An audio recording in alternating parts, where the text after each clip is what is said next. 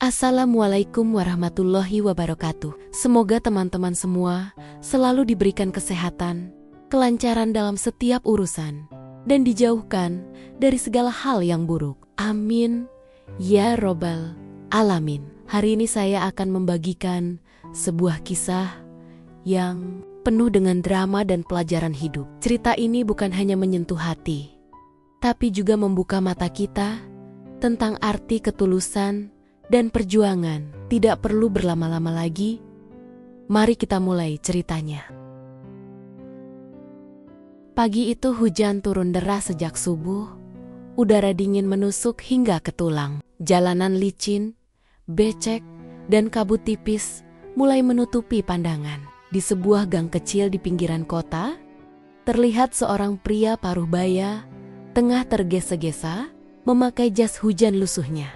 Dialah Pak Darto, sopir pribadi yang sudah 5 tahun bekerja dengan penuh kesetiaan di sebuah perusahaan besar milik keluarga Wijaya. Wajahnya tampak lelah, tapi matanya tetap memancarkan tekad. Ia sudah terbiasa dengan pagi-pagi seperti ini pagi, di mana waktu terasa kejam, dan setiap detik bisa menjadi sumber masalah. Ya Allah, semoga lancar hari ini, gumamnya pelan, sambil menyalakan mesin mobil hitam yang selalu dijaganya dengan sepenuh hati. Mobil itu bukan miliknya, tapi ia memperlakukannya seperti anak sendiri. Ia tahu betul, bosnya, Arga Wijaya, tak suka kalau ada noda sedikit pun di jok mobil atau jika mesin terdengar kasar. Semua harus sempurna, seperti hidup yang Arga jalani mewah, cepat dan tanpa celah. Jarum jam di dashboard menunjukkan jam 6:58 pagi. Biasanya, ia sudah tiba di depan rumah Arga jam 6:59. Tapi hari itu, jalanan bener-bener tidak bersahabat. Genangan air di mana-mana. Beberapa kendaraan mogok di pinggir jalan. Dan wiper mobil Pak Darto bekerja keras menghalau air hujan yang menampar kaca. Ia menggenggam setir kuat-kuat, mencoba menenangkan diri, padahal hatinya sudah berdegup kencang. "Ayo, mobil, jangan rewel sekarang," katanya dalam hati. Namun takdir seolah ingin mengujinya. Baru saja ia berbelok ke jalan utama menuju kompleks perumahan elit Arga, terdengar suara keras. Duk, mobil oleng sedikit ke kanan. Ia segera menepi, turun dari mobil, dan mendapati ban belakangnya bocor. Darahnya langsung berdesir. Ya ampun, kenapa harus sekarang? Desahnya. Hujan makin deras, membasahi rambut dan bajunya, tapi ia tak peduli. Ia berlutut di jalan, membuka bagasi, dan mulai mengganti ban dengan tangan gemetar. Air bercampur lumpur mengotori tangannya, tapi pikirannya hanya satu: jangan sampai terlambat. Ia bekerja secepat yang ia bisa. Jari-jarinya dingin, tapi ia terus memutar kunci roda. Beberapa pengendara lewat, hanya melirik tanpa membantu. Dalam hati, ia tetap berdoa, "Tolong, ya Tuhan, jangan biarkan aku kehilangan pekerjaan ini hanya karena satu ban." Setelah hampir 10 menit, ban berhasil diganti. Ia segera masuk ke mobil, menghidupkan mesin, dan menekan pedal gas dalam-dalam. Waktu menunjukkan pukul 7:01. Hanya 1 menit, tapi 1 menit itulah yang mengubah segalanya. Begitu ia sampai di depan rumah besar bergaya modern itu, Arga sudah berdiri di teras dengan jas mahal dan ekspresi tak sabar. Payung di tangannya hampir tak berguna karena hujan begitu deras. Tapi yang lebih deras lagi adalah amarah di matanya. Begitu melihat mobil berhenti, Arga langsung membuka pintu dengan kasar dan berkata lantang, "Pak Darto, kamu tahu jam berapa sekarang?" Pak Darto menunduk sopan. Napasnya masih tersengal. "Maaf Pak, ban mobil tadi bocor di jalan." Saya nggak mau dengar alasan," potong Arga tajam. "Saya sudah bilang berkali-kali, 1 menit pun bisa rugiin saya miliaran. Kamu ngerti nggak? Miliaran. Suara Arga menggema di antara hujan. Sementara Pak Darto hanya bisa menatap lantai basah, mencoba menahan hatinya yang mulai perih. Ia tahu bosnya memang seperti itu, keras, cepat emosi. Tapi entah kenapa, kali ini ucapan itu terasa menampar harga dirinya. "Maaf Pak, saya benar-benar sudah berusaha secepat mungkin," ucapnya lirih. Arga menatapnya tajam. "Berusaha nggak cukup. Kalau kamu nggak bisa tepat waktu, mungkin kamu lebih cocok nyopir angkot," katanya dengan nada sinis. Lalu masuk ke mobil dan membanting pintu dengan keras. Pak Darto menarik napas panjang, menatap hujan yang masih belum berhenti. Ia masuk ke mobil perlahan dan mulai mengemudi. Tetap menunduk, tak sepatah kata pun keluar dari mulutnya. Ia tahu kalau ia bicara, mungkin hanya akan memperburuk keadaan. Suasana di dalam mobil begitu sunyi. Hanya suara wiper yang bergerak ke kiri dan kanan, dan bunyi detak jam digital di dashboard yang seolah mengingatkan betapa mahalnya waktu bagi seseorang seperti Arga. Dalam hati, Arga masih kesal. Ia melihat jam tangannya berkali-kali, merasa setiap menit yang hilang adalah kerugian besar. Kenapa orang-orang susah banget disiplin? Gumamnya pelan. Ia tak sadar bahwa di sampingnya Pak Darto berjuang menahan air mata. Mobil terus melaju di tengah jalanan basah. Hujan belum juga reda. Di spion tengah, Arga melihat sekilas wajah sopirnya yang tampak pucat. Tapi ia pura-pura tak peduli. Ia sibuk menatap layar ponsel, membaca laporan keuangan yang sebenarnya bisa ia lihat nanti. Sementara itu, di hati Pak Darto, perasaan campur aduk. Ia tahu ia salah karena telat, tapi ia juga tahu bahwa manusia kadang kalah oleh keadaan. Ia ingin menjelaskan, ingin bilang kalau tadi ia bantu menyingkirkan ranting besar yang jatuh di jalan. Ingin menceritakan bagaimana ia mengganti ban di tengah hujan deras tanpa bantuan siapapun. Tapi untuk apa? Bosnya jelas tidak mau mendengar.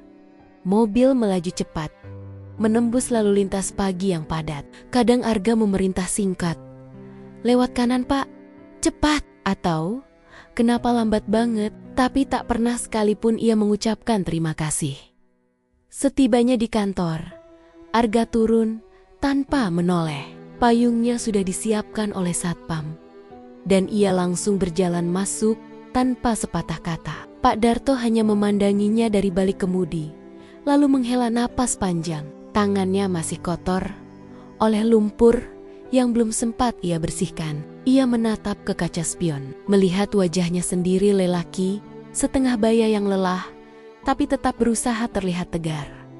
"Cuma 1 menit, gumamnya pelan. Tapi 1 menit itu kayaknya mahal banget buat orang kaya. Ia mematikan mesin, lalu turun perlahan. Hujan masih turun. Tapi ia sengaja berdiri sejenak di luar mobil, membiarkan air hujan membasahi wajahnya. Ada sesuatu di dalam dadanya yang terasa sesak. Ia bukan marah, tapi sedih. Sedih karena selama 5 tahun bekerja, kesetiaannya seolah tidak berarti apa-apa hanya karena 1 menit. Ia berjalan ke ruang istirahat sopir di belakang gedung. Di sana, beberapa sopir lain sudah berkumpul, mengeringkan pakaian mereka. Melihat Pak Darto datang dengan wajah murung, mereka langsung menebak. "Dimarahin lagi sama Pak Arga ya?" tanya salah satu dengan nada bercanda, tapi penuh simpati. Pak Darto tersenyum kecut. "Biasa Mas, telat 1 menit aja udah kayak telat sehari." "Wah, bosmu itu emang gitu," katanya, "perfeksionis. Tapi kayaknya lebih cocok dibilang perfeksional marah," sahut yang lain. Membuat beberapa orang tertawa kecil. Pak Darto ikut tertawa, tapi tawanya hambar. Ya namanya juga kerja sama orang. Yang penting kita ikhlas aja. Namun jauh di dalam hatinya, ia tahu rasa sabarnya hari itu sudah mulai terkikis. Ia merasa seolah semua pengorbanannya tidak pernah dianggap. Setiap hari ia berangkat lebih awal, pulang larut malam, menunggu di mobil berjam-jam hanya untuk siap kapanpun bosnya butuh. Tapi begitu ia telat 1 menit, semua itu lenyap. Sore harinya, saat menjemput kembali Arga, suasananya masih sama, hening, tak ada percakapan. Tapi kali ini, Arga sempat menatap wajah Pak Darto lewat spion, melihat ada sesuatu yang berbeda, entah kelelahan, entah kekecewaan. Sekilas, hatinya tergerak, tapi egonya lebih tinggi. Ia berpura-pura tidak peduli. Sampai malam tiba, hujan baru berhenti. Pak Darto menurunkan Arga di rumah, lalu memarkir mobil seperti biasa. Ia duduk di kursi pengemudi cukup lama, hanya menatap langit yang mulai cerah. Mungkin besok lebih baik, bisiknya. Tapi entah kenapa, malam itu ia merasa sepi sekali. Ia tak tahu bahwa pagi itu yang tampak sepele adalah awal dari sesuatu yang jauh lebih besar. 1 menit keterlambatan, 1 amarah, 1 rasa kecewa, semuanya akan berbalik menjadi pelajaran yang tak akan pernah ia lupakan. Dan bagi Arga, 1 menit itu nantinya akan menjadi waktu termahal dalam hidupnya.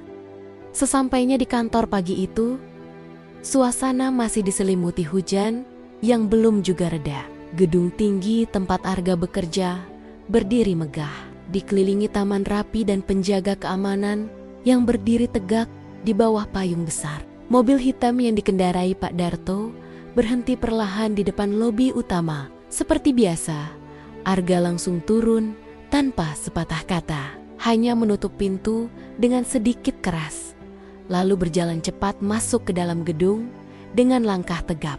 Jasnya rapi, sepatu mengkilap, tapi sikapnya dingin dan kaku. Ia bahkan tidak sempat menoleh untuk sekadar mengucapkan terima kasih atau salam pagi. Pak Darto masih duduk di belakang kemudi, tangannya tetap memegang setir. Tatapannya kosong, menembus kaca depan yang mulai berembun. Hujan yang menetes di luar terasa seolah menggambarkan perasaannya yang berat. Ia menatap ke langit, lalu menarik napas panjang. Dalam hati, ia berbisik pelan, "Ya Tuhan, aku cuma telat 1 menit, bukan sengaja." Suaranya nyaris tak terdengar, tenggelam oleh suara hujan yang jatuh di kap mobil. Ia tahu, bagi bosnya waktu adalah segalanya. Tapi bukankah manusia juga punya batas? Tak lama kemudian, seorang sopir lain yang juga bekerja di gedung itu datang menghampirinya. Namanya Budi, teman lama yang sudah sering jadi tempat curhat Pak Darto. "Sudahlah, tuh, bos kita memang begitu. Jangan diambil hati," katanya sambil menepuk bahu Pak Darto dengan lembut. "Aku aja udah biasa lihat dia marah. Kadang karena macet 5 menit aja, udah kayak dunia mau kiamat." Pak Darto tersenyum kecil, mencoba menutupi perasaan yang sebenarnya. "Namanya juga kerja, Mas. Rezeki nggak boleh dilawan," jawabnya dengan nada pasrah. Tapi dalam senyumnya ada getir yang tak bisa disembunyikan. Setelah itu, ia turun dari mobil, membuka bagasi, dan mulai membersihkan lumpur di pinggiran ban yang tadi sempat bocor. Tangannya masih terasa pegal, tapi ia tetap melakukannya dengan telaten. Beberapa sopir lain lewat sambil menyapanya, dan ia selalu membalas dengan senyum, seolah tak ada apa-apa yang terjadi. Padahal hatinya masih tergores oleh kata-kata kasar Arga pagi tadi. Siang hari, setelah menunggu cukup lama di parkiran, ia mendapat panggilan dari resepsionis bahwa mobil harus siap pukul 3 sore karena Arga ada pertemuan di luar kantor. Tanpa berpikir panjang, Pak Darto langsung memeriksa bensin, membersihkan interior, dan memastikan semua siap. Meskipun perasaannya belum sepenuhnya pulih, ia tetap melakukan pekerjaannya dengan hati-hati. Ia sadar, pekerjaan ini bukan sekadar mencari uang. Baginya, ini adalah amanah. Ia punya keluarga di rumah, istri yang selalu menyiapkan sarapan, dan 2 anak yang masih sekolah. Mereka adalah alasan kenapa ia selalu berusaha sabar. Waktu berjalan lambat. Di sela-sela menunggu, Pak Darto duduk di ruang kecil yang disediakan untuk para sopir. Ruangan itu sederhana. Hanya ada beberapa kursi plastik, termos air panas, dan televisi kecil yang sudah agak buram gambarnya. Ia menatap layar tanpa fokus. Pikirannya melayang, entah kemana. Ia teringat kembali kata-kata Arga. "Kamu sopir, tugasmu cuma datang tepat waktu." Kalimat itu terus terngiang di kepalanya. Ia tahu dirinya hanya sopir. Tapi apakah karena itu ia layak diperlakukan seperti bukan manusia? Dalam hati, ia mencoba menenangkan diri. Mungkin dia cuma lagi stres, namanya juga bos, banyak tekanan. Katanya pelan. Ia mencoba mencari alasan untuk tetap memaklumi. Begitulah cara Pak Darto selama ini bertahan dengan sabar, dengan memaafkan orang lain, meski dirinya sering disakiti. Sore tiba, Arga muncul dari pintu gedung dengan langkah cepat. Dari jauh, Pak Darto langsung berdiri, menyiapkan payung, dan membukakan pintu mobil. Namun Arga hanya lewat begitu saja, seolah tak melihatnya. Ia langsung masuk mobil, mengambil ponsel, dan berbicara dengan nada tinggi di telepon. "Saya nggak mau tahu. Proyek itu harus selesai minggu ini. Kalau nggak, kalian semua saya ganti," katanya keras. Pak Darto menatapnya sekilas lewat spion, lalu memulai perjalanan tanpa berkata apa-apa. Di dalam mobil, suasana kembali hening. Hanya terdengar suara hujan yang menetes pelan di atap dan suara mesin yang berputar halus. Pak Darto melirik jam di dashboard, tepat pukul 15. Ia tersenyum kecil. Kali ini ia tepat waktu, tapi tetap saja tak ada satupun pujian atau ucapan terima kasih. Ia sadar, bagi Arga itu hal biasa bahkan kewajiban. Perjalanan sore itu cukup jauh, melewati jalanan kota yang mulai padat. Di lampu merah, mobil berhenti. Seorang anak kecil datang mengetuk kaca sambil menawarkan tisu. Pak Darto melirik, tapi sebelum sempat merogoh saku, Arga langsung menatap sinis. "Jangan buka kaca, Pak. Nanti mereka makin banyak. Nyusahin aja," katanya ketus. Pak Darto mengangguk pelan, tapi hatinya tergores lagi. Ia melihat anak kecil itu dari kaca spion, berdiri di tengah hujan dengan baju basah kuyup, menatap mobil mereka yang pergi menjauh. Dalam hatinya, ia berdoa kecil. Semoga anak itu punya nasib lebih baik nanti. Sore, menjelang malam, setelah pertemuan selesai, mereka kembali ke kantor. Arga tampak lelah, tapi tetap sibuk dengan laptopnya di kursi belakang. Pak Darto fokus menyetir. Matanya menatap lurus ke depan, namun di kepalanya berbagai pikiran berputar. Ia ingin bicara, ingin minta maaf lagi, meski sebenarnya ia tak sepenuhnya salah. Tapi entah kenapa, lidahnya keluh. Ia takut salah bicara. Saat mobil berhenti di lampu merah terakhir sebelum kantor, Arga menutup laptopnya dan menatap jam tangan. "Besok pagi saya mau berangkat jam 6. Jangan telat lagi. Saya nggak mau alasan apapun," katanya datar tanpa menoleh.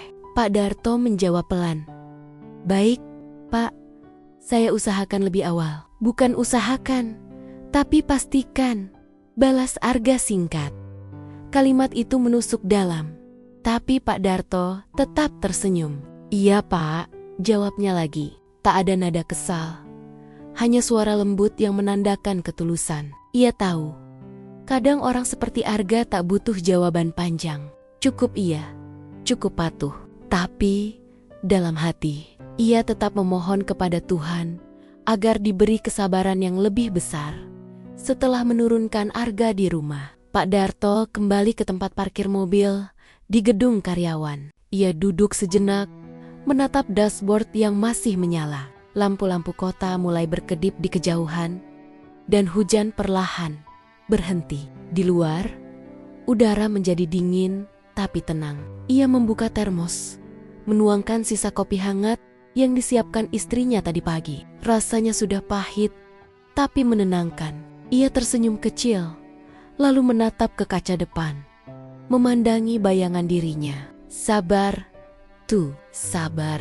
Hidup gak selalu adil, tapi rezeki selalu datang buat orang yang kuat, gumamnya pelan.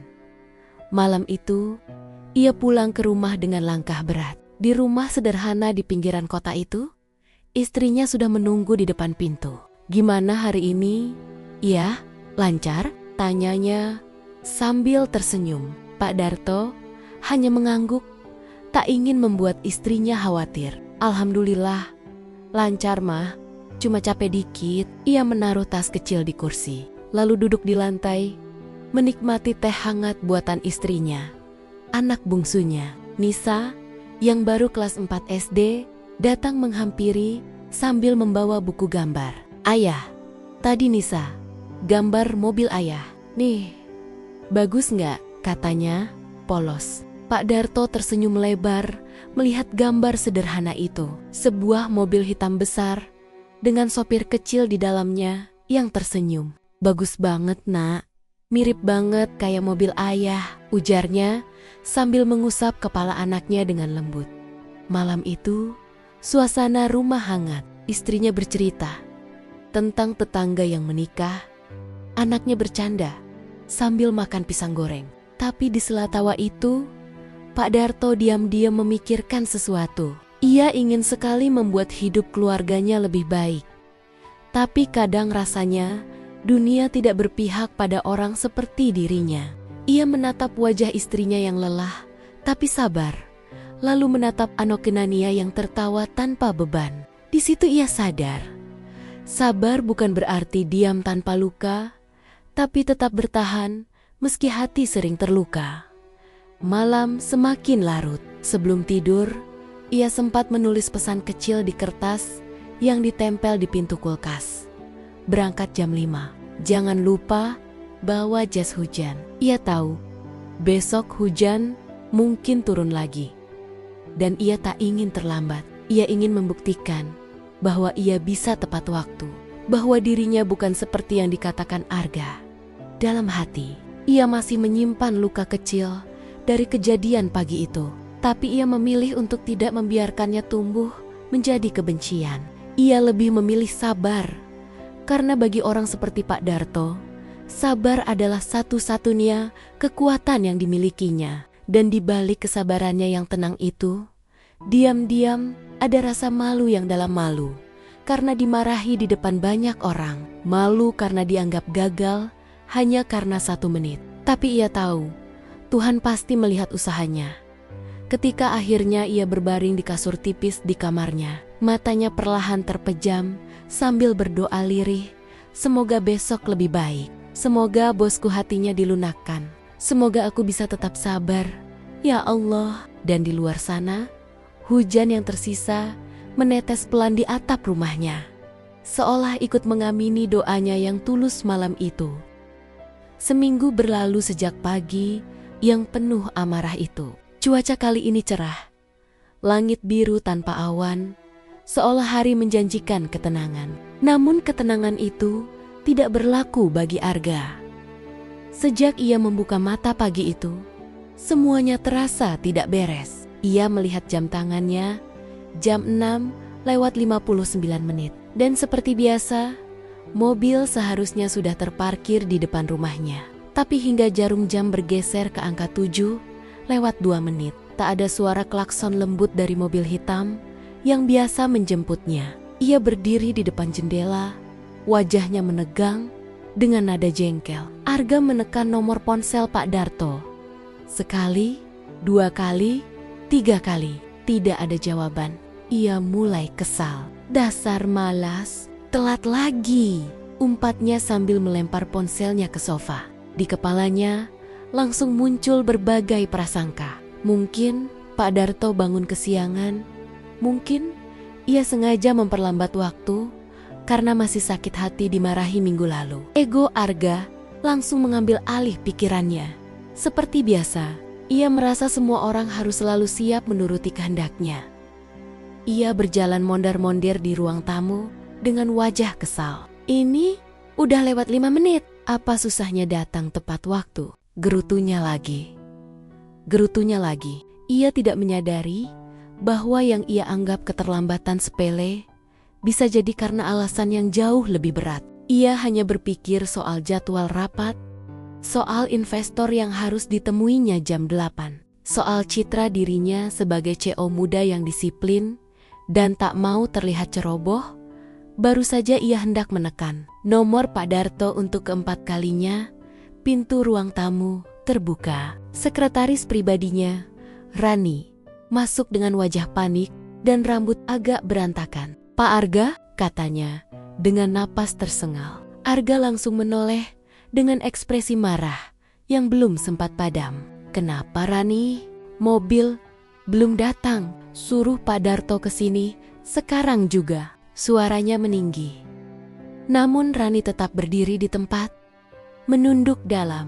"Pak, saya baru dapat kabar barusan. Pak Darto kecelakaan semalam." Kalimat itu membuat waktu seolah berhenti. Arga menatap Rani dengan wajah bingung, seolah tak percaya dengan apa yang baru saja ia dengar. "Kecelakaan? Maksud kamu apa?" Suaranya melemah, tapi tetap terdengar tegas. Rani menelan ludah sebelum menjawab. "Iya, Pak. Katanya waktu mau pulang dari kerja tadi malam, mobilnya ditabrak motor di tikungan. Sekarang beliau dirawat di rumah sakit, masih belum sadar." Arga terdiam. Semua kemarahannya menguap begitu saja, berganti dengan rasa dingin yang menjalar di dadanya. Ia berusaha menelan kenyataan itu, tapi sulit. Tangan kirinya perlahan meraih sandaran kursi. Tubuhnya sedikit goyah. "Belum sadar?" tanyanya pelan. Rani mengangguk pelan. "Iya, Pak. Sopir dari gedung sebelah yang nganter ke rumah sakit. Katanya kondisi beliau lumayan parah. Luka di kepala cukup dalam." Arga memejamkan mata, mencoba mengatur napas. Ada rasa aneh di dadanya. Semacam perasaan bersalah yang tiba-tiba muncul tanpa bisa dicegah. Dalam pikirannya, terbayang wajah Pak Darto yang selalu sabar, yang tak pernah membantah meski dimarahi berkali-kali. Suara lembutnya saat meminta maaf, wajah lelahnya yang selalu tersenyum setiap pagi. Semua itu muncul bertubi-tubi, membuat dadanya terasa sesak. "Siapkan mobil, saya ke rumah sakit sekarang," katanya akhirnya dengan suara rendah. Rani mengangguk cepat dan segera keluar ruangan. Arga berdiri mematung beberapa detik sebelum akhirnya bergegas ke kamarnya, mengganti jas formalnya dengan pakaian sederhana. Entah kenapa, kali ini ia tak peduli dengan citra, tak peduli dengan rapat. Yang ada di kepalanya hanya satu: ia harus melihat Pak Darto. Perjalanan menuju rumah sakit terasa sangat panjang, padahal jaraknya hanya 30 menit. Mobil melaju cepat, tapi waktu seolah melambat. Di dalam mobil, Arga terdiam. Pandangannya kosong menatap keluar jendela, memperhatikan jalan yang dilewati. Setiap kali melihat pengendara motor lewat, dadanya terasa semakin berat. Ia tak bisa berhenti memikirkan bagaimana kecelakaan itu bisa terjadi. Apakah karena mengantuk? Apakah karena jalan licin? Atau karena ia terlalu lelah setelah bekerja untuknya? Ketika mobil berhenti di depan rumah sakit, Arga langsung keluar tanpa menunggu sopirnya membuka pintu. Ia berjalan cepat ke bagian informasi, menanyakan nama pasien. "Darto, sopir, masuk semalam," katanya dengan nada terburu-buru. Petugas menunjuk ke arah lorong panjang menuju ruang ICU. Langkah Arga terasa berat, tapi ia memaksakan diri untuk terus berjalan. Di depan ruang ICU, ia melihat seorang perempuan duduk di kursi panjang dengan wajah sembab. Di sampingnya ada 2 anak kecil, satu laki-laki berumur belasan, satu perempuan kecil yang memeluk boneka lusuh. Arga langsung tahu, itu pasti keluarga Pak Darto. Ia menghampiri perlahan. "Bu, saya Arga, atasan Pak Darto," katanya pelan. Perempuan itu mendongak, matanya merah. Ia mencoba berdiri, tapi Arga langsung menahannya. "Tidak usah berdiri, Bu. Pak Arga, suami saya." "Dia belum sadar, Pak," ucapnya dengan suara serak. "Dokter bilang kepalanya kena benturan keras. Tadi malam ada yang nolongin.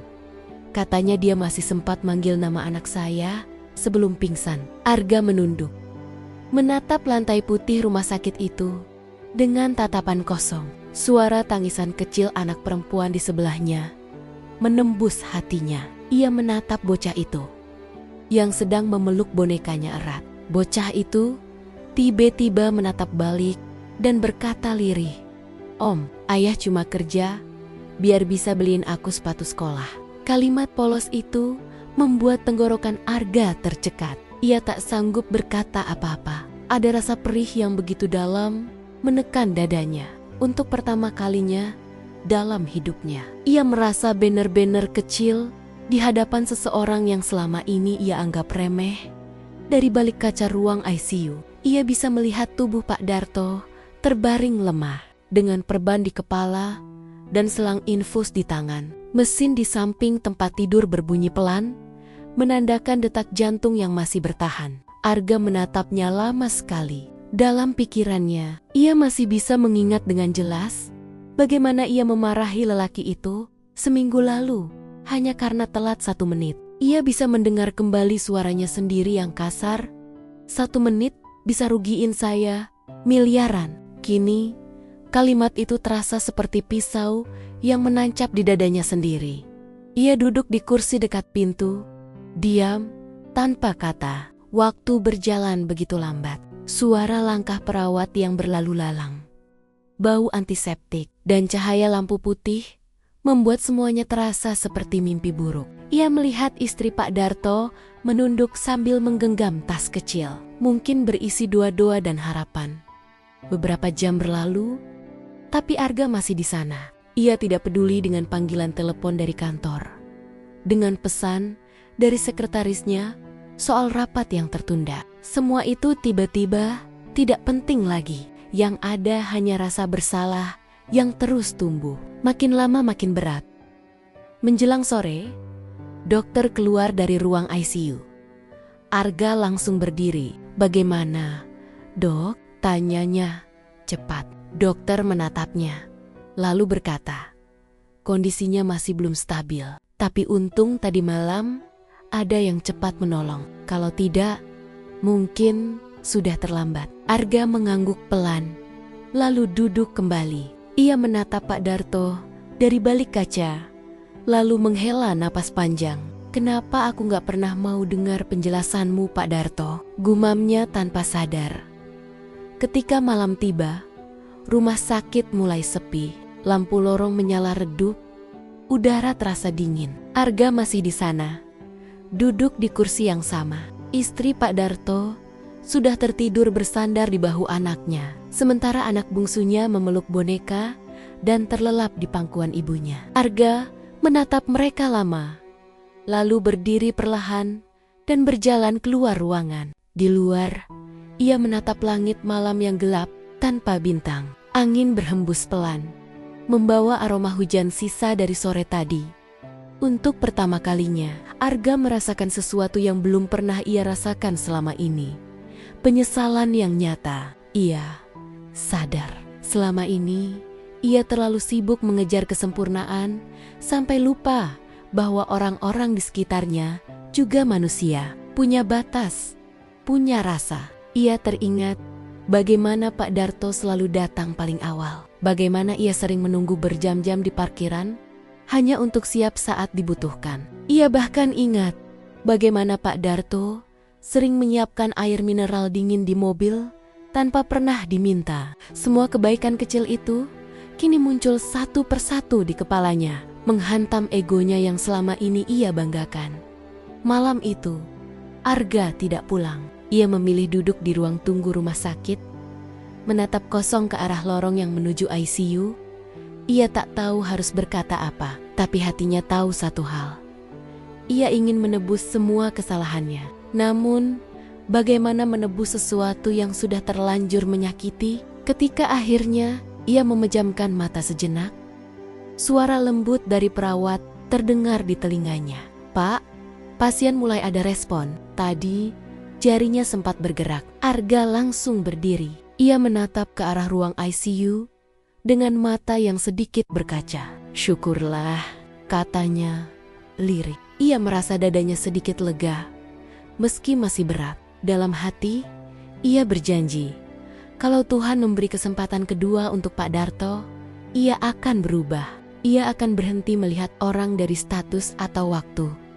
Dan malam itu, di rumah sakit yang sunyi, untuk pertama kalinya dalam hidupnya, seorang seco muda bernama Arga Wijaya menundukkan kepala, bukan karena kalah, tapi karena akhirnya ia belajar arti manusia yang sesungguhnya. Hari itu, langit berwarna abu-abu keperakan. Angin bertiup lembut, membawa aroma tanah basah yang masih tersisa dari hujan malam tadi. Di depan rumah sakit, Arga turun dari mobil pelan-pelan. Matanya sedikit sembab karena kurang tidur. Sudah 2 hari ia bolak-balik ke tempat ini. Tapi setiap kali melangkah masuk, rasa bersalahnya selalu terasa makin berat. Seperti ada batu besar yang menindih dadanya. Lorong rumah sakit terasa sunyi, lampu putih menyala lembut di langit-langit. Dan suara langkah sepatu Arga bergema di lantai licin yang dingin. Di ujung lorong, terlihat seorang perempuan duduk di kursi panjang dengan wajah lelah. Istri Pak Darto, di sampingnya, 2 anaknya yang besar duduk diam sambil menunduk. Sementara yang kecil menggenggam boneka lusuh, matanya sembab. Arga memperlambat langkahnya. Setiap langkah terasa seperti 1000. Ia tak tahu harus berkata apa.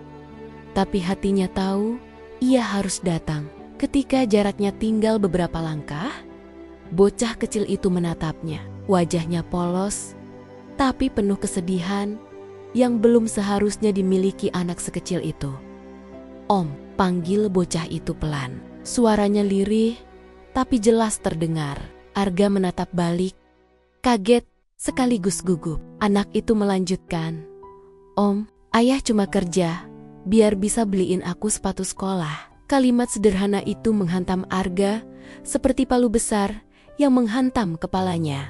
Tenggorokannya tercekat, napasnya terasa sesak. Ia mencoba tersenyum, tapi yang keluar hanya getar di bibir. "Iya, Nak, Om tahu," jawabnya pelan. Anak itu lalu menunduk lagi, memeluk bonekanya erat.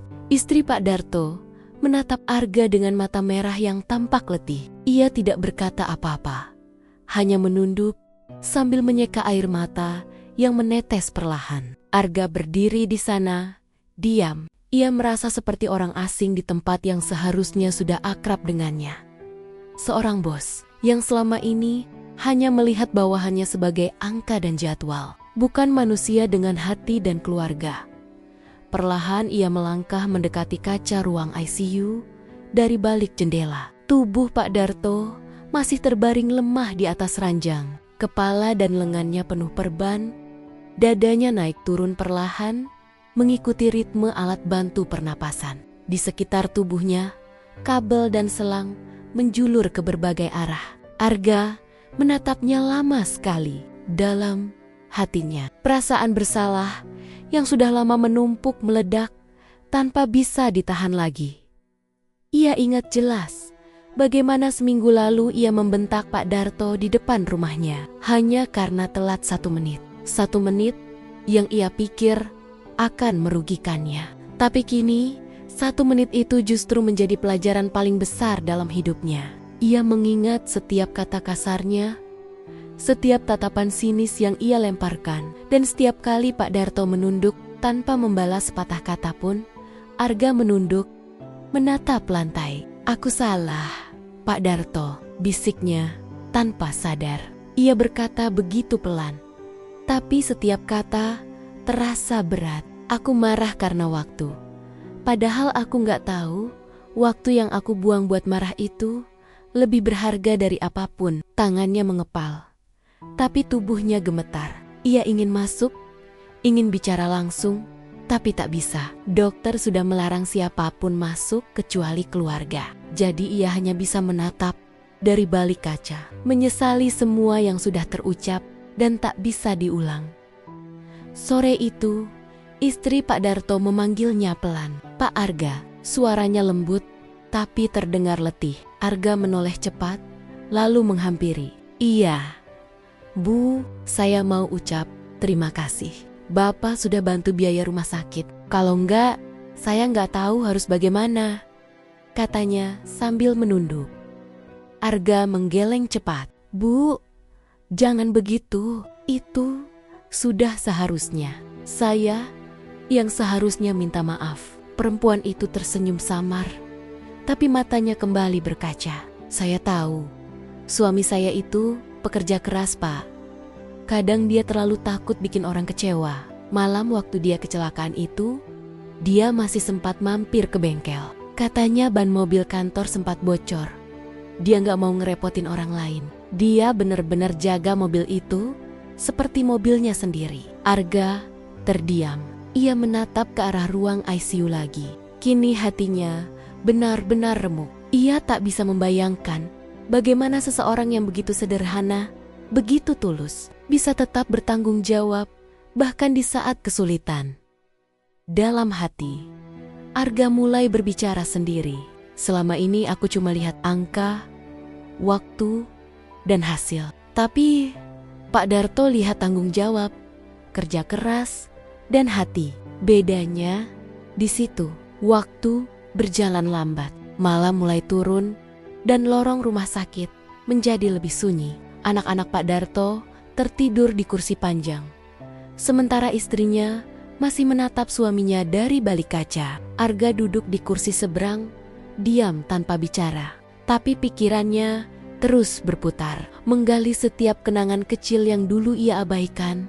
Ia teringat saat pertama kali Pak Darto bekerja dengannya 5 tahun lalu. Saat itu, Arga masih baru menjadi CO menggantikan ayahnya. Pak Darto datang dengan kemeja lusuh, wajah penuh semangat, dan senyum lebar. Saya nggak terlalu ngerti mobil-mobil mewah, Pak, katanya waktu itu sambil menggaruk kepala. Tapi saya janji bakal jaga mobil Bapak seperti nyawa saya sendiri. Dan memang ia menepati janjinya. Tak pernah sekalipun mobil itu kotor, tak pernah mogok.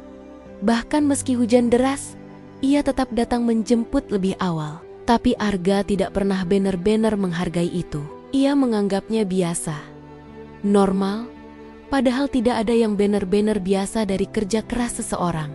Malam itu, Arga berdiri dan berjalan mendekati kaca lagi. Dari balik refleksi kacanya sendiri, ia melihat dua sosok, dirinya yang berdasi rapi, dan tubuh Pak Darto yang terbaring lemah. Dua dunia yang berbeda.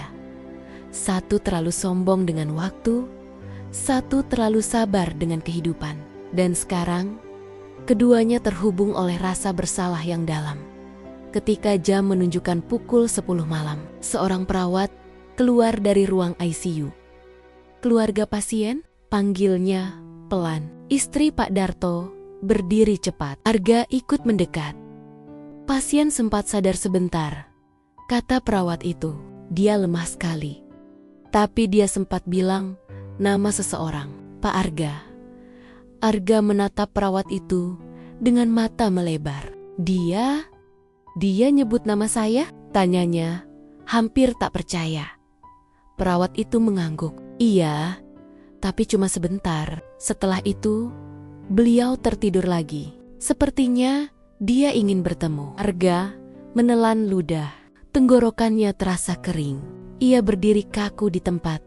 Tidak tahu apa yang harus ia lakukan. Di dalam dadanya, perasaan bersalah itu berubah menjadi sesal yang tak bisa ditahan. Ia ingin bicara, ingin menjelaskan, ingin minta maaf langsung. Tapi pintu ICU tetap tertutup rapat. Ia akhirnya duduk kembali. Pandangannya kosong. Tapi air mata mulai turun perlahan tanpa bisa dicegah. Ia memegang wajahnya dengan kedua tangan. Bahunya sedikit bergetar. Kenapa aku baru sadar setelah dia kayak gini? Gumamnya. Beberapa menit berlalu, dan Rani, sekretarisnya, datang membawa termos kecil dan segelas kopi. Pak, minum dulu, dari tadi belum makan, katanya pelan. Arga menggeleng. Aku nggak lapar. Rani duduk di sebelahnya. Saya kenal Pak Darto, Pak. Orangnya baik banget, sering bantu saya parkir kalau saya lembur malam, katanya Kalau bisa bantu orang, jangan tunggu diminta. Arga menatap Rani lama. Kata-kata itu seperti menamparnya. Ia sadar betapa kontrasnya dirinya dengan sosok sopir sederhana itu. Ia yang punya segalanya, tapi pelit memberi waktu. Sementara Pak Darto yang punya sedikit malah memberi semuanya tanpa diminta. Menjelang tengah malam, hujan turun lagi di luar. Rintiknya terdengar pelan dari balik jendela. Arga berdiri, menatap keluar, melihat cahaya lampu jalan yang buram karena butiran air. Kalau aku bisa balik ke hari itu, katanya lirih, aku bakal bilang makasih. Bukan marah, aku bakal dengerin dulu. Bukan nyalahin. Rani diam saja. Ia tahu tak ada kata yang bisa menghapus penyesalan itu. Waktu berjalan pelan. Di ruang ICU, mesin monitor tetap berbunyi stabil, menunjukkan tanda-tanda kehidupan yang masih bertahan. Di luar, Arga berdiri di depan kaca, menatap lagi wajah Pak Darto. Tapi kali ini, bukan dengan tatapan seorang atasan, melainkan dengan tatapan seseorang yang sedang belajar rendah hati. Ia menyadari sesuatu yang selama ini ia abaikan. Hidup tidak bisa diukur dengan waktu yang sempurna, tapi dengan hati yang tulus. 1 menit, keterlambatan yang dulu ia marahi habis-habisan, kini justru mengajarkan pelajaran paling penting dalam hidupnya. Karena 1 menit itu, ia kehilangan harga diri, tapi menemukan makna kemanusiaan. Dan di malam yang sunyi itu, di antara suara hujan dan detak mesin rumah sakit, Arga menunduk dalam-dalam. Ia tak tahu apa yang akan terjadi esok. Tapi satu hal pasti, ia bukan lagi Arga yang dulu. Kini, ia hanyalah seorang manusia biasa yang sedang belajar menebus 1 menit yang mengubah segalanya. Hari itu, langit tampak mendung meski belum turun hujan. Udara di luar kantor terasa lembab, seperti menahan sesuatu yang berat di udara. Arga tiba di kantornya dengan langkah pelan, berbeda jauh dari biasanya. Dulu, ia selalu datang dengan langkah cepat, penuh percaya diri, dan wajah tegas yang tak bisa disentuh siapapun. Tapi pagi itu, wajahnya tampak sayu. Matanya merah karena semalaman tak tidur. Ia berjalan melewati lobi yang sepi, melewati para karyawan yang menunduk sopan. Tapi dayam-dayam saling berbisik pelan. Semua orang tahu, Pak Darto sopir yang paling dikenal karena kesopanannya sedang dirawat di rumah sakit setelah kecelakaan. Dan semua orang juga tahu, Pak Arga sudah beberapa kali datang menjenguknya. Itu hal yang jarang sekali terjadi. Seco muda yang biasanya dikenal dingin dan tegas, kini berubah menjadi sosok yang tampak menyesal. Sesampainya di ruangannya, Arga duduk di kursi kerjanya, lama sekali tanpa menyalakan komputer. Ia hanya menatap kosong ke jendela besar di belakang mejanya. Pandangannya tertuju keluar, ke langit abu-abu yang seakan mencerminkan isi hatinya. Pikirannya terus melayang ke malam kecelakaan itu. Ia tak bisa berhenti bertanya-tanya, kenapa bisa terjadi? Apa yang sebenarnya dilakukan Pak Darto sampai kecelakaan itu menimpanya? Semua orang bilang itu murni kecelakaan tunggal, tapi hatinya merasa ada yang belum terjawab. Ia memijat pelipisnya pelan. Aku harus tahu, gumamnya lirih. Aku harus tahu apa yang sebenarnya terjadi malam itu. Tanpa pikir panjang, ia berdiri dan berjalan keluar ruangan. Begitu sampai di lobi bawah, ia menemui satpam senior yang sudah lama bekerja di sana, Pak Jaya. Lelaki paruh baya itu menatap Arga dengan canggung ketika bosnya menghampiri. Pak Jaya, malam waktu Pak Darto kecelakaan, Bapak masih jaga kan? Tanya Arga dengan suara pelan tapi tegas. Pak Jaya mengangguk. Iya Pak, saya ingat betul. Malam itu hujan deras banget. Semua orang buru-buru pulang. Cuma Pak Darto yang masih sempat bantu orang lain. Arga mengernyit. Bantu orang lain? Pak Jaya menatapnya ragu, lalu berkata pelan, iya Pak, waktu itu ada salah satu karyawan perempuan yang motornya mogok di parkiran. Mesin motornya mati total. karena kena air hujan. Nah, Pak Darto waktu mau pulang lihat dia, terus bantu dorongin motor itu sampai ke tempat yang kering. Arga terdiam. Ia menatap Pak Jaya dengan pandangan bingung sekaligus terpukul. Dia masih sempat bantu orang lain. Di tengah hujan deras, Pak Jaya mengangguk lagi. Iya Pak. Bahkan dia sampai basah kuyup, padahal dia udah capek banget. Saya sempat bilang, udah Pak Darto, biar saya aja. Tapi dia malah bilang, gak apa-apa Pak. Pak, kalau bisa bantu orang, jangan tunggu diminta. Arga tertegun. Kata-kata itu pernah ia dengar sebelumnya. Kata yang juga diucapkan Rani, sekretarisnya, beberapa malam lalu di rumah sakit. Hatinya seperti diremas. CCTV masih nyala waktu itu Pak? Tanyanya cepat. Pak Jaya menatapnya dan mengangguk pelan. Masih Pak, semua area parkir terekam. Kalau Bapak mau, saya bisa ambilkan rekamannya. Tanpa pikir panjang, Arga berkata, tolong tunjukkan ke saya sekarang. Mereka pun berjalan ke ruang keamanan di lantai bawah tanah. Ruangan itu kecil, tapi penuh monitor dan rak berisi arsip data. Lampunya redup, dan suara dengungan kipas pendingin terdengar pelan.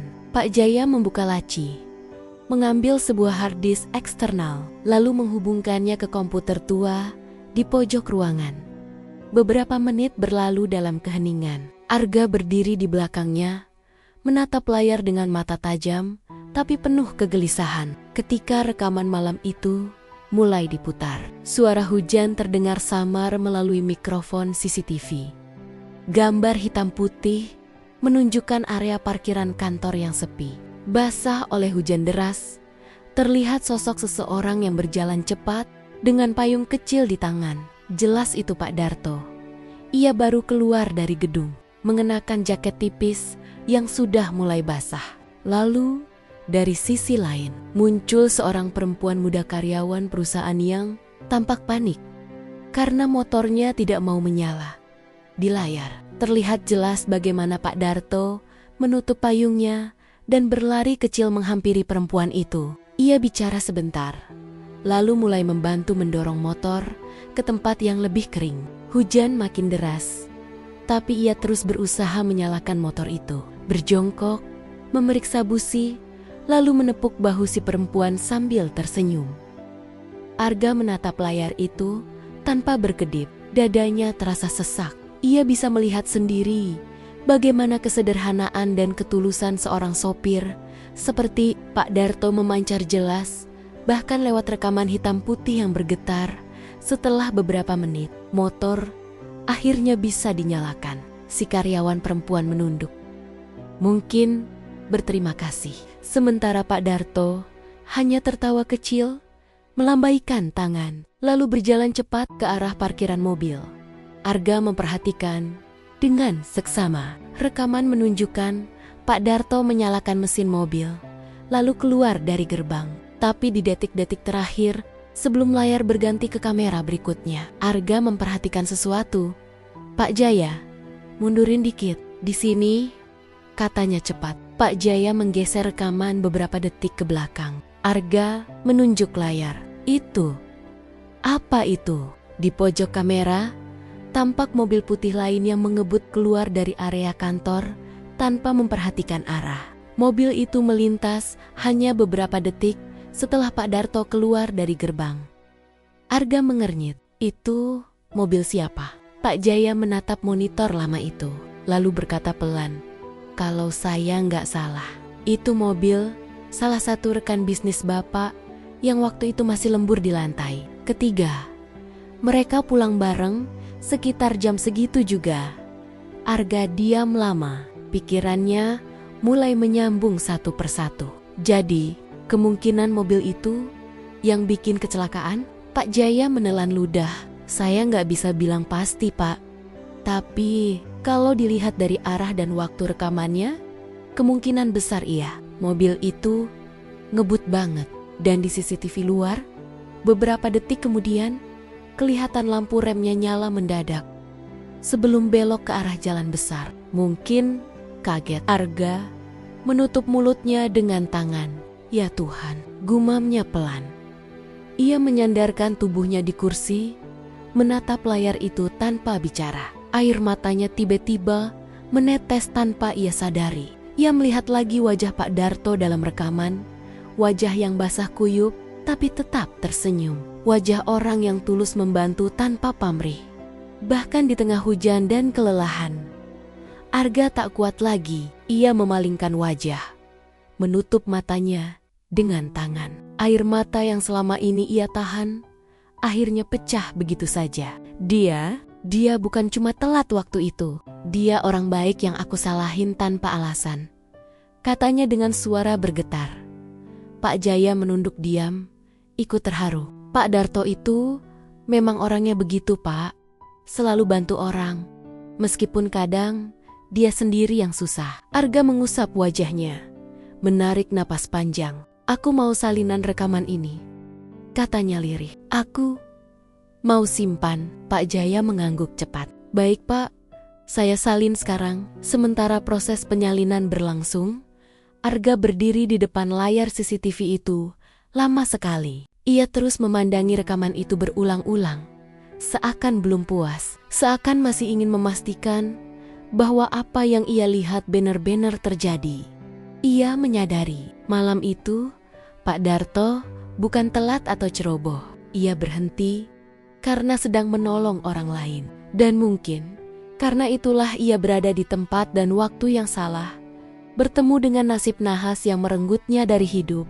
Saat flash disk itu akhirnya diserahkan, Arga menggenggamnya erat. Terima kasih, Pak Jaya, ucapnya pelan. Rekaman ini penting buat saya. Ia kembali ke ruangannya tanpa banyak bicara. Begitu duduk di kursi kerjanya, ia memutar rekaman itu lagi di laptop pribadinya. Dan disitulah, untuk pertama kalinya dalam hidupnya, Arga benar-benar menangis tanpa malu. Ia menatap layar itu lama, lalu berkata pelan, selama ini aku pikir aku yang paling sibuk, paling penting, paling gak bisa diganggu. Tapi ternyata orang yang paling sederhana malah punya waktu untuk bantu orang lain. Dan aku bahkan gak punya waktu untuk mendengar alasan seseorang sebelum menghakiminya. Suara hujan mulai turun di luar jendela. Rintiknya memantul di kaca, persis seperti malam yang ada di video itu. Arga duduk bersandar, menutup mata, dan membiarkan air matanya jatuh begitu saja. Ia merasakan sesak yang perlahan berubah jadi penyesalan yang sangat dalam. Beberapa jam kemudian, ia membuka matanya lagi. Ia menatap flash disk di meja, lalu mengeluarkan ponsel. Ia mengetik pesan singkat untuk istri Pak Darto.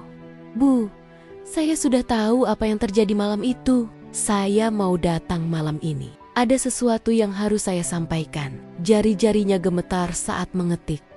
Tapi kali ini, hatinya mantap. Ia tahu, ada yang harus ia lakukan. Bukan sebagai CO, tapi sebagai manusia. Ia tak bisa menghapus apa yang sudah terjadi, tapi ia bisa mulai menebus dengan kejujuran dan tindakan. Dan malam itu, di tengah hujan yang kembali turun, Arga berangkat menuju rumah sakit sambil membawa rekaman itu di tangannya. Ia tahu, video itu bukan sekadar bukti tentang kejadian malam itu. Video itu adalah cermin yang memperlihatkan siapa dirinya sebenarnya dan siapa sosok Pak Darto yang selama ini ia abaikan. Ia tak sadar, air matanya kembali jatuh sepanjang jalan. Tapi kali ini, bukan karena penyesalan semata, melainkan karena rasa kagum, hormat, dan rasa malu yang bercampur jadi satu. Karena di balik sebuah rekaman CCTV, ia akhirnya menemukan arti dari kata manusia. Arga duduk terpaku di depan layar CCTV. Matanya tak lepas dari sosok sederhana yang sedang berjuang mengangkat motor di tengah hujan deras. Wajah Pak Darto tampak lelah, tapi di sana juga ada ketulusan yang sulit dijelaskan. Hujan mengguyur tubuhnya tanpa ampun, tapi ia tetap tersenyum kecil ketika membantu karyawan perempuan yang motornya mogok. Dalam video itu, Terlihat jelas Pak Darto menepuk bahu karyawan tersebut dan berkata sesuatu. Mungkin semacam, "Sudah, hati-hati di jalan ya, Mbak." Lalu ia berjalan pelan menuju mobilnya, tanpa sadar bahwa beberapa menit kemudian nasib buruk menunggunya di tikungan jalan yang gelap. Air mata Arga menetes tanpa bisa ditahan. Di ruangan gelap itu, hanya suara detak jarum jam yang terdengar. Hatinya seperti dihantam palu berat. Ia menutup wajah dengan kedua tangan, mencoba menahan sesak di dadanya. Kenapa aku gak pernah mau dengar penjelasannya waktu itu? Gumamnya pelan. 1 menit telat. Cuma 1 menit. Tapi aku marah seperti dia habisin waktuku bertahun-tahun. Ia memutar kembali rekaman itu beberapa kali. Setiap kali melihat senyum tulus Pak Darto di tengah hujan, hatinya makin remuk. Ia ingat bagaimana dulu ia membentak sopir itu tanpa ampun. Ingat bagaimana setiap pagi Pak Darto selalu menunduk sopan sambil bilang, "Selamat pagi Pak." Tapi dirinya malah sibuk dengan telepon, rapat, dan ego yang menutup hati. Hari itu juga Arga langsung beranjak dari kursi dan keluar kantor. Ia tak peduli hujan turun deras di luar. Ia langsung menuju rumah sakit tempat Pak Darto dirawat. Dalam perjalanan, pikirannya dipenuhi kenangan tentang bagaimana Pak Darto sering menunggu berjam-jam hanya untuk memastikan mobil bersih, tentang bagaimana lelaki itu dayam-dayam selalu menyiapkan kopi hitam kesukaannya di pagi hari. Hal-hal kecil yang dulu tak pernah ia perhatikan, kini justru terasa besar dan menyakitkan. Begitu sampai di rumah sakit, Arga berjalan cepat melewati koridor panjang yang berbau obat. Matanya mencari ruang ICU yang disebut perawat beberapa hari lalu.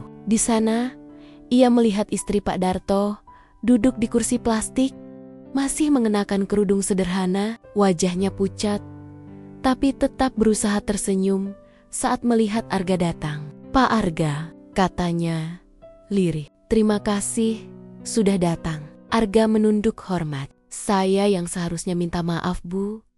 Semua ini, saya salah. Saya benar-benar nggak tahu kalau malam itu Pak Darto sempat bantu orang lain." Istri Pak Darto menggeleng pelan. "Bapak memang begitu, Pak.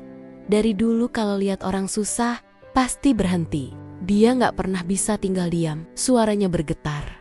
Matanya mulai berkaca-kaca. "Kadang saya suka marah. Soalnya dia sering pulang telat gara-gara bantu orang. Tapi dia selalu bilang, selama aku masih bisa nolong, aku nggak mau pura-pura nggak lihat." Kata-kata itu menghantam Arga lebih keras dari apapun. Ia merasa dadanya sesak. Matanya panas. Ia menggigit bibir menahan emosi. "Saya janji, Bu, kalau nanti Pak Darto sadar, saya akan minta maaf langsung. Saya nggak akan biarin pengorbanannya sia-sia." Beberapa jam kemudian, Arga memutuskan menunggu di kursi tunggu rumah sakit. Ia menatap kosong ke lantai. Sementara di luar sana, hujan kembali turun. Setiap tetes air yang jatuh di jendela seperti mengingatkan pada malam yang sama, malam di mana Pak Darto berjuang membantu orang lain di tengah hujan. Bukan karena gaji, bukan karena jabatan, tapi karena hati. Menjelang malam, seorang perawat keluar dari ruang ICU dan berkata, "Pak Darto sudah mulai sadar, Pak, tapi masih lemah. Kalau mau, Bapak bisa masuk sebentar." Tanpa pikir panjang, Arga langsung berdiri dan berjalan masuk. Di dalam ruangan, suasana hening. Suara mesin monitor jantung terdengar pelan. Pak Darto terbaring dengan wajah pucat, selang infus menempel di tangan. Tapi matanya mulai terbuka perlahan. Saat melihat Arga, ia mencoba tersenyum kecil. "Pak Darto, Pak Darto." Suara Arga bergetar. Ia mendekat dan memegang tangan lelaki tua itu. "Saya minta maaf. Saya salah besar. Saya marah, saya sombong. Saya nggak pernah mikir kalau Bapak juga manusia yang bisa capek, bisa kena musibah. Maafkan saya." Pak Darto menatapnya pelan. Bibirnya bergerak lemah, tapi senyumnya tulus. "Tidak apa-apa, Pak. Saya juga minta maaf kalau bikin repot. Saya cuma nggak mau bikin Bapak terlambat ke kantor waktu itu. Arga tak bisa menahan air matanya. Ia menunduk dan memegang tangan Pak Darto lebih erat. Bapak nggak bikin repot. Justru saya yang harus belajar dari Bapak. Saya lupa kalau jadi atasan itu bukan cuma nyuruh orang kerja, tapi juga ngerti perjuangan mereka. Suasana di ruangan itu sunyi. Hanya suara detak mesin dan tangis pelan Arga yang terdengar. Ia duduk lama di samping ranjang, menatap wajah sopir yang dulu ia anggap hanya bagian kecil dari hidupnya, tapi ternyata memiliki hati sebesar langit. Beberapa hari kemudian, kondisi Pak Darto mulai membaik. Arga datang hampir setiap hari. Ia membawa buah, makanan, bahkan mainan kecil untuk anak-anak Pak Darto yang kadang ikut menjenguk. Mereka mulai berbincang seperti keluarga. Arga merasa sesuatu dalam dirinya berubah. Ia tidak lagi melihat dunia dengan kacamata kesempurnaan. Ia mulai mengerti bahwa manusia bukan diukur dari waktu, tapi dari ketulusan. Suatu sore, saat mereka berbicara santai, Arga berkata, "Pak Darto, nanti kalau Bapak sudah sembuh, jangan langsung kerja ya, istirahat dulu. Semua biaya rumah sakit saya tanggung." Pak Darto terkejut. "Loh Pak, jangan repot-repot. Saya kan cuma sopir. Saya sudah banyak salah." Arga tersenyum. "Bapak bukan cuma sopir. Bapak bagian dari keluarga besar perusahaan ini. Tanpa orang seperti Bapak, saya nggak akan bisa jadi siapa-siapa." Air mata menetes di pipi Pak Darto. Ia menunduk pelan. "Terima kasih Pak. Saya nggak tahu harus ngomong apa. Saya cuma pengen sehat lagi, biar bisa kerja dan bantu keluarga." Arga menepuk bahunya. "Bapak udah bantu saya dengan cara lain. Bapak ngajarin saya sesuatu yang nggak bisa saya beli dengan uang. Tentang sabar, tentang hati, tentang kemanusiaan." Hari berganti hari, dan hubungan mereka makin dekat. Karyawan lain di kantor juga mulai melihat perubahan besar pada sang CEO.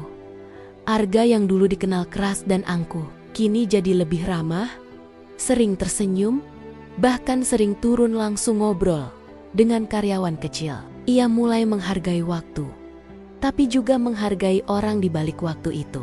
Ia sadar, 1 menit bukan soal rugi atau untung, tapi soal empati yang dulu ia abaikan. Suatu hari, Arga berdiri di depan ruang rapat besar dan berkata kepada semua stafnya, "Mulai hari ini, saya mau kita ubah cara pandang kita. Jangan lihat orang dari jabatan atau penampilan.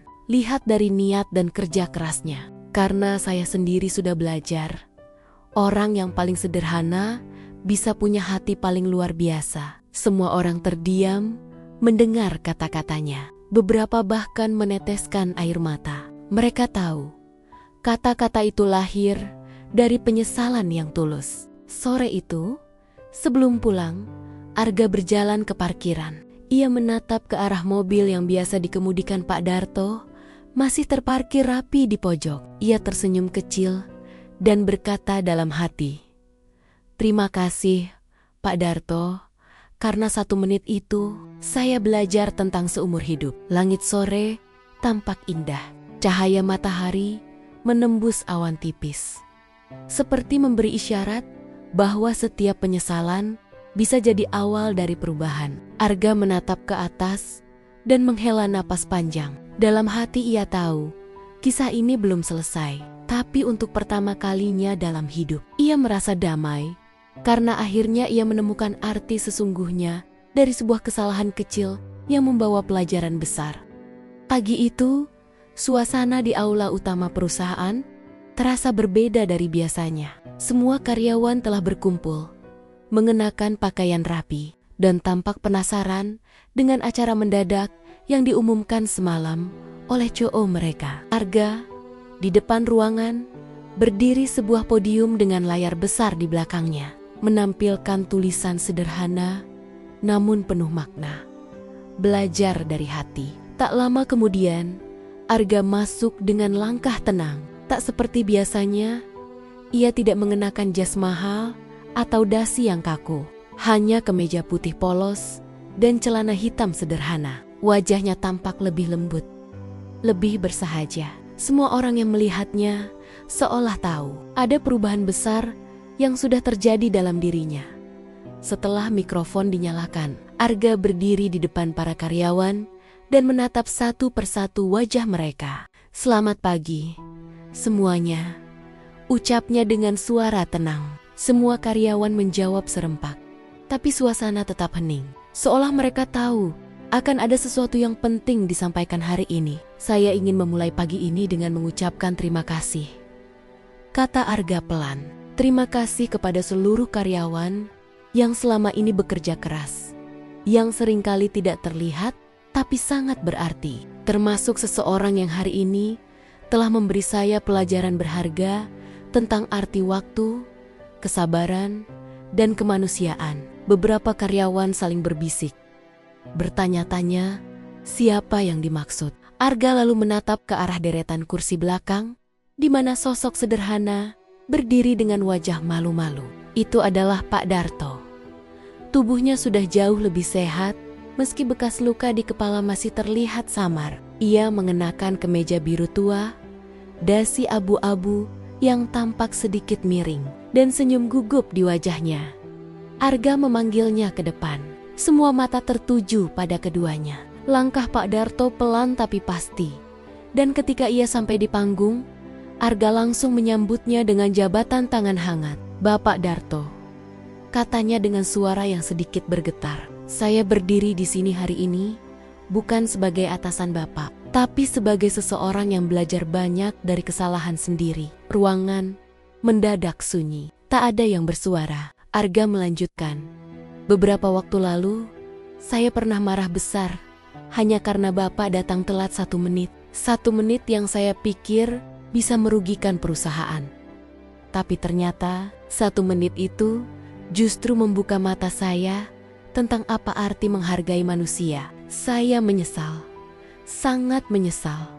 Karena selama ini saya melihat waktu sebagai angka, bukan sebagai kehidupan." Arga berhenti sejenak, menarik napas panjang. "Saya tahu tidak bisa menghapus apa yang sudah terjadi, tapi saya bisa belajar dari sana. Mulai hari ini, saya ingin belajar menghargai waktu, bukan hanya dari jam, tapi dari hati." Seluruh karyawan yang mendengar kata-kata itu spontan bertepuk tangan. Beberapa bahkan meneteskan air mata. Tak ada yang menyangka bahwa sosok CEO yang dulu dikenal angkuh bisa berbicara dengan nada. Sejujur itu, Arga lalu mempersilakan staf HRD membawa sebuah kotak kecil ke atas panggung.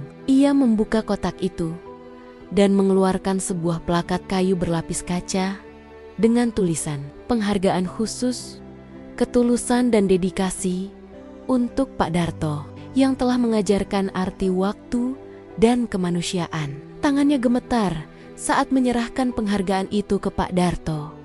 Lelaki tua itu tampak bingung, matanya berkaca-kaca. Ia tidak menyangka seorang CEO bisa memberikan penghargaan sebesar itu kepada seorang sopir. "Pak Arga, saya nggak pantas dapat ini," katanya lirih sambil menunduk. Arga tersenyum. "Justru karena Bapak nggak pernah merasa pantas, itulah kenapa Bapak layak. Dunia ini butuh lebih banyak orang seperti Bapak." Suara tepuk tangan kembali menggema. Beberapa staf menatap haru, sementara yang lain menunduk dalam diam, merenungi makna dari momen itu. Di antara mereka, ada yang dulu sering mengeluh tentang kerasnya sikap Arga. Kini justru merasa bangga bekerja di bawah pimpinan yang bisa berubah sebaik itu. Setelah acara selesai, Arga dan Pak Darto duduk berdua di taman belakang kantor. Angin pagi bertiup lembut. Daun-daun jatuh pelan dari pohon mangga tua yang tumbuh di sudut halaman. Arga menatap langit sambil berkata, "Pak Darto, waktu itu saya sempat berpikir 1 menit bisa bikin saya rugi miliaran. Tapi ternyata 1 menit itu justru menyelamatkan saya dari jadi orang yang kehilangan hati." Pak Darto tersenyum. "Saya cuma sopir biasa, Pak. Tapi saya senang kalau pengalaman saya bisa bikin orang lain belajar. Bukan cuma bikin saya belajar." "Pak," jawab Arga pelan, Bapak bikin saya sadar bahwa sukses itu bukan tentang seberapa cepat kita sampai, tapi seberapa banyak kebaikan yang kita tabur di perjalanan. Mereka berdua tertawa kecil. Tak ada lagi batas antara bos dan bawahan. Hanya dua manusia yang saling menghargai. Beberapa minggu kemudian, suasana di perusahaan berubah drastis. Arga membuat kebijakan baru. Setiap pagi, semua karyawan harus punya waktu 10 menit untuk berbincang ringan dengan timnya sebelum mulai bekerja. Ia juga membangun ruang kecil bernama ruang tenang. Tempat siapapun bisa beristirahat sejenak dari tekanan pekerjaan. Dan yang paling mengejutkan, ia meminta HRD membuat sistem penghargaan bulanan bukan hanya untuk kinerja terbaik, tapi juga untuk sikap paling tulus dan membantu.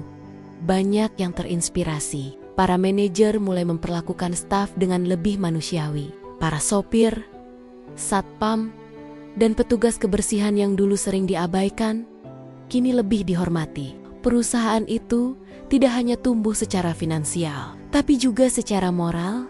Suatu sore, Arga memanggil Pak Darto ke ruangannya. Tapi kali ini, bukan untuk mengantar, melainkan untuk berbincang seperti teman. Di meja kerja, ada 2 cangkir kopi hangat. Dulu, Bapak yang suka bikinin saya kopi, sekarang gantian, kata Arga sambil tersenyum.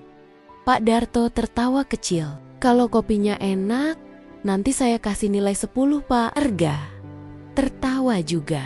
Setuju. Mereka berbincang lama tentang kehidupan, keluarga, anak-anak, dan masa depan. Arga bahkan menanyakan kabar anak bungsu Pak Darto yang dulu ingin sepatu sekolah baru. Udah saya belikan, Pak. Tapi saya nggak bilang dari siapa, jawab Pak Darto. Biar dia belajar kalau rezeki bisa datang dari mana aja. Arga terdiam, lalu berkata pelan. Saya jadi ingat kotek kata Bapak waktu di rumah sakit. Bapak bilang, rezeki nggak boleh dilawan. Dan sekarang saya paham. Kadang rezeki terbesar bukan uang, tapi kesempatan untuk berubah. Hari berganti hari, dan kehidupan mereka berjalan lebih damai. Tapi satu hal tetap melekat di hati Arga, rekaman CCTV malam itu. Ia menyimpannya di ruang pribadinya. Bukan sebagai beban, melainkan sebagai pengingat. Setiap kali ia mulai lelah, atau merasa dirinya mulai kembali arogan, ia akan menonton ulang rekaman itu. Melihat sosok Pak Darto di tengah hujan, dengan hati yang besar dan langkah sederhana. Suatu malam, ketika Arga duduk sendirian di ruang kerja, ia menulis sebuah catatan di buku hariannya. Kadang Tuhan memberi pelajaran dengan cara yang paling kecil. 1 menit bisa mengubah takdir, bukan karena waktunya, tapi karena maknanya. Jika kita mau berhenti sejenak untuk memahami, kita mungkin menemukan sisi terbaik dari diri kita sendiri. Ia menutup bukunya dan menatap foto besar seluruh tim perusahaan yang tergantung di dinding. Di barisan depan, ada dirinya dan Pak Darto berdiri berdampingan, tersenyum. Sebuah gambar sederhana, tapi penuh cerita. Dan sejak hari itu, setiap kali ada karyawan baru yang masuk, Arga selalu menceritakan kisah 1 menit itu. Bukan untuk mempermalukan dirinya, tapi sebagai pelajaran. Ia ingin semua orang di perusahaannya tahu bahwa kesuksesan tidak datang dari kecepatan, tapi dari hati yang tahu menghargai. Tahun demi tahun berlalu, perusahaan itu tumbuh pesat, tapi yang paling penting, tumbuh pula nilai-nilai kemanusiaan di dalamnya. Arga tak lagi dikenal sebagai CEO yang keras, melainkan sebagai pemimpin yang bijak dan rendah hati. Sedangkan Pak Darto kini menjadi pengawas sopir dan pembimbing bagi karyawan baru, mengajarkan tentang disiplin, kesabaran, dan rasa syukur. Suatu hari, di ulang tahun perusahaan, Arga berdiri di panggung lagi. Ia menatap seluruh karyawan yang kini jumlahnya berkali lipat lebih banyak dari dulu. Ia mengangkat mikrofon dan berkata, "Kalau hari ini kita bisa sampai sejauh ini, itu bukan karena saya, tapi karena ada orang-orang baik di sekitar kita yang mengingatkan bahwa hati lebih penting dari jabatan. Jangan pernah remehkan 1 menit, karena dari sanalah saya belajar jadi manusia. Semua orang berdiri dan bertepuk tangan. Di antara kerumunan itu, Pak Darto duduk di barisan depan dengan senyum penuh bangga, dan di saat itulah Arga sadar. Kisah mereka bukan lagi tentang bos dan sopir, tapi tentang 2 manusia yang saling menemukan makna hidup lewat waktu yang begitu singkat. 1 menit yang dulu dianggap sepele, kini menjadi detik paling berharga yang mengubah segalanya. Di luar gedung, matahari sore bersinar hangat, seolah ikut tersenyum. Hujan yang dulu jadi awal dari segalanya kini hanya tinggal kenangan. Tapi di hati Arga, setiap tetesnya masih terasa, mengingatkan bahwa kadang pelajaran terbesar dalam hidup datang dari kejadian yang paling sederhana. Ya, dan itulah cerita hari ini. Terima kasih sudah menyimak cerita ini sampai akhir. Jika teman-teman suka dengan ceritanya, jangan lupa untuk like, share, dan subscribe agar channel ini bisa terus berkembang dan menghadirkan cerita-cerita menarik lainnya. Kalau teman-teman berkenan, silakan jawab salam di kolom komentar ya, agar kita bisa saling mendoakan dalam kebaikan. Wassalamualaikum warahmatullahi wabarakatuh.